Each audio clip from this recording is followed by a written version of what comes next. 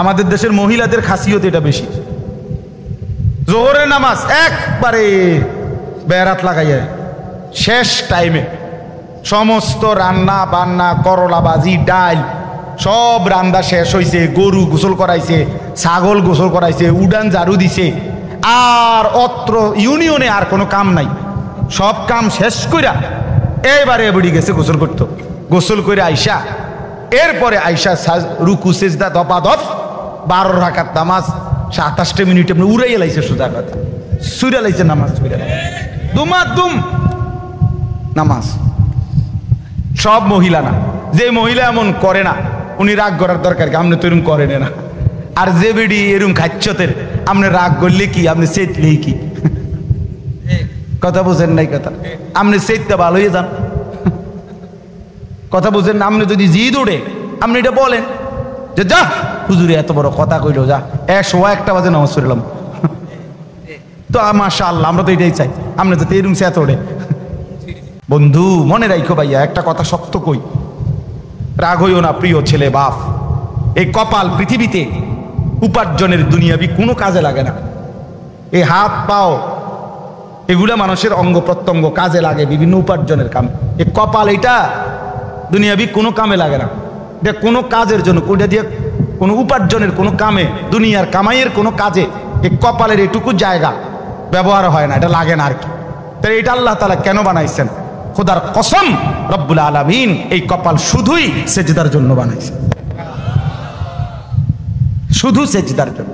এজন্য যে কপাল সেজদা দেয় না, যে কপালে সেজদা নাই, তুই মানুষও না, মানুষের বাচ্চাও না। ইনসানের কোনো কাতারে সে পড়ে না, সে কোনো মানুষের কাতারে পড়ে না, ইনসানের কোনো কাতারে পড়ে না যার কপালে সেজদা নাই। কারণ কপাল বানানোই হয়েছে, সেজদা কাকে বলে? ওয়াদউল জাবহাতে আলাল আরদ, জমিনের মধ্যে কি রাখা, তো কপাল রাখাটারই কি কয়, তার মানে সেজদা কপাল। কপাল বানানোই হয়েছে কিসের জন্য? সেজদা। নবী সাল্লাল্লাহু আলাইহি সাল্লাম বলেন, আকরাবু মা ইয়াকুনুল আবদু মির রাব্বিহি ওয়া হুয়া সাজিদ। নবীজি বলেন কোন বান্দা আল্লাহর সবচেয়ে ঘনিষ্ঠ হয়, আকরাব সবচেয়ে ঘনিষ্ঠ হয় যখন সে সেজদা করে, সেজদা করে।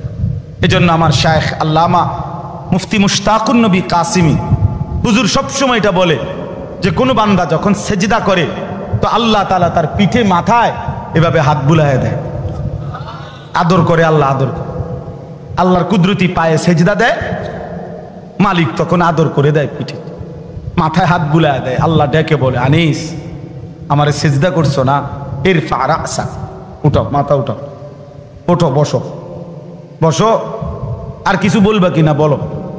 তো বান্দা বলে আত্তাহিয়াতু লিল্লাহি ওয়াস সালাওয়াতু ওয়াত তাইয়্যিবাত। আল্লাহ বলে আচ্ছা আমার প্রশংসা করলাম, খুশি হলাম, আর কিছু?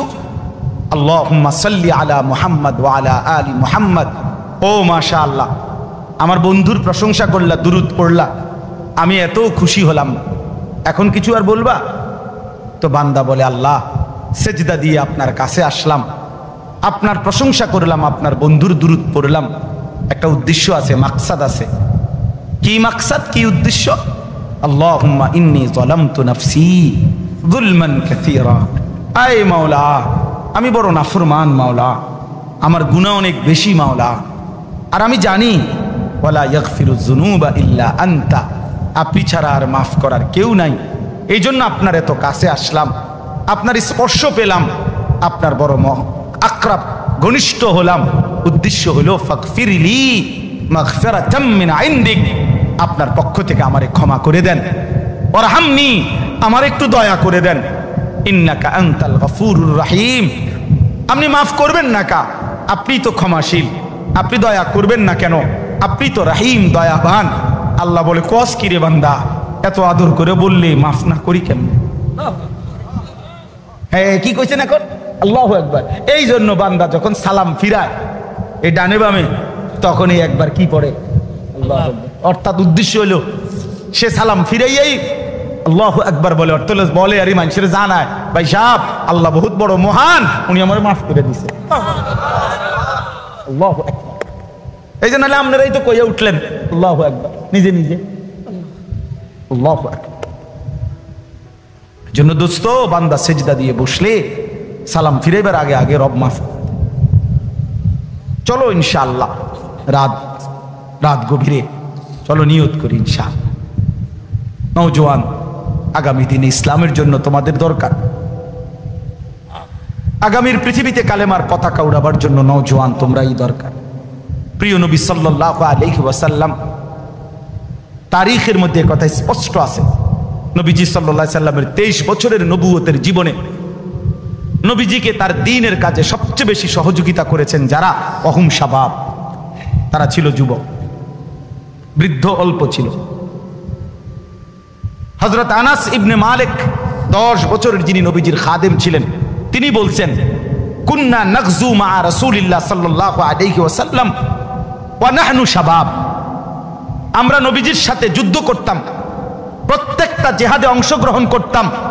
ওয়া নাহনু শাবাব, আর আমরা ছিলাম যুবক, আমরা ছিলাম যুবক, নওজোয়ান।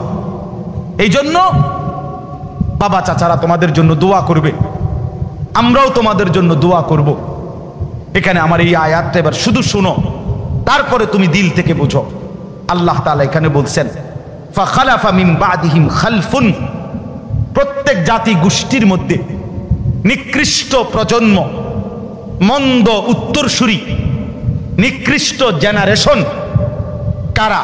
আল্লাহ বলেন আদাউস সালাহ, যারা প্রতিনিয়ত তাদের নামাজ নষ্ট করে দেয়, তারা নিকৃষ্ট মানুষ, নিকৃষ্ট উত্তরসূরি, নিকৃষ্ট জেনারেশন, নিকৃষ্ট প্রজন্ম। তোমরা আজকে যারা 15 থেকে 20-30 বছর, প্রিয় ভাই আমার, তোমরা একটি জেনারেশন, তোমরা একটা প্রজন্ম। 2 বছর 4 বছরের ব্যবধান, কাছাকাছি সময়, তোমরা একটি প্রজন্ম, একটি জেনারেশন। তোমরা উত্তরসূরি, পূর্বসূরিদের। আল্লাহ তাআলা বলেন এই নিকৃষ্ট, খালফুন অর্থ হলো মন্দ প্রজন্ম, নিকৃষ্ট উত্তরসূরি কারা? আদাউস সালাহ, যারা তাদের নামাজ নষ্ট করে দেয়। কি নষ্ট করে? বলেন না, কি নষ্ট করে? ভাইয়া শেষ করে দিচ্ছি, আর 10টা মিনিট। কি নষ্ট করে? নামাজ নষ্ট। এনে তাফসিরের মধ্যে আছে, প্রিয় ভাই বাবা সবাই শোনেন। আল্লাহ তাআলা বলছে ওই মানুষগুলো নষ্ট, নিকৃষ্ট, মন্দ, যারা কি নষ্ট করে। এখানে তাফসিরের মধ্যে স্পষ্ট আছে যে এখানে আল্লাযীনা তারাকুস সালাহ, যারা টোটালি নামাজ ছেড়ে দেয়, নামাজ পড়েই না, তারা উদ্দেশ্য না, তারা উদ্দেশ্য নয়, তারা এমনি বাদ, তারা কোনো মানুষের আইটেমের মধ্যেই নাই, বরং ওই মানুষরা নিকৃষ্ট, মন্দ, যারা নামাজ তো পড়ে কিন্তু পড়ার নাম করে এটারে নষ্ট করে। কিভাবে নষ্ট করে? তাফসিরের মধ্যে আছে 3 ভাবে নামাজকে নষ্ট করে। 1, নামাজের ওয়াক্তে সব সময় নামাজকে বিলম্ব করে পড়ে। আল্লাযীনা ইউআখিরুনাস সালাহ, তাখির করে নামাজকে সব সময়। 1টা বাজে জোহরের আজান, এবার 4:30 বাজে, 4:15 বাজে, ওই সময় বেরাত লাগাইয়া এরপরে নামাজ। আমরা দেশের বেডিদের মতো, আমাদের দেশের মহিলাদের খাসিয়ত এটা বেশি। জোহরের নামাজ একবারে বেরাত লাগাইয়া শেষ টাইমে সমস্ত রান্না বান্না, করলা ভাজি, ডাল সব রান্না শেষ হয়েছে, গরু গোসল করাইছে, ছাগল গোসল করাইছে, উডান ঝাড়ু দিছে, আর অত্র ইউনিয়নে আর কোনো কাম নাই। সব কাম শেষ কইরা এবারে বুড়ি গেছে গোসল করতো। গোসল করে আইসা, এরপরে আইসা রুকু সেজদা দপাদপ, 12 রাকাত নামাজ 27 মিনিটে উড়াইয়া লাইছে, সোজা কথা সুইরা লাইছে নামাজ, দুমাদুম নামাজ। সব মহিলা না, যে মহিলা এমন করে না উনি রাগ করার দরকার কি, আপনি তো এরকম করেন না। আর যে বেডি এরকম খাচ্ছতের, আপনি রাগ করলে কি, আপনি চেতলেই কি, কথা বুঝেন নাই কথা, আপনি চেততে ভালো হয়ে যান, কথা বুঝেন না। আপনি যদি জিদ উঠে আপনি এটা বলেন যে যা হুজুরে এত বড় কথা কইলো, যা 1:01 বাজে নামাজ পড়লাম, তো মাশাআল্লাহ, আমরা তো এটাই চাই, আপনি যাতে এরকম চেত ওঠে। এই জন্য যারা নামাজকে দেরি করে, নামাজকে দেরি করে, নবীজি সাল্লাল্লাহু আলাইহি সাল্লামের স্পষ্ট হাদিস আছে, বয়স্ক বাবা, মাঝ বয়সী, আপনাদেরকেও বলি বাবা, নবীজি বলছেন ওই নামাজ মুনাফিকের নামাজ। আসরের নামাজের একটা অভ্যাসের ব্যাপারে নবীজি বলছে যে তিলকা সালাতুল মুনাফিক, ওই নামাজ মুনাফিকের নামাজ, মুনাফিকের নামাজ।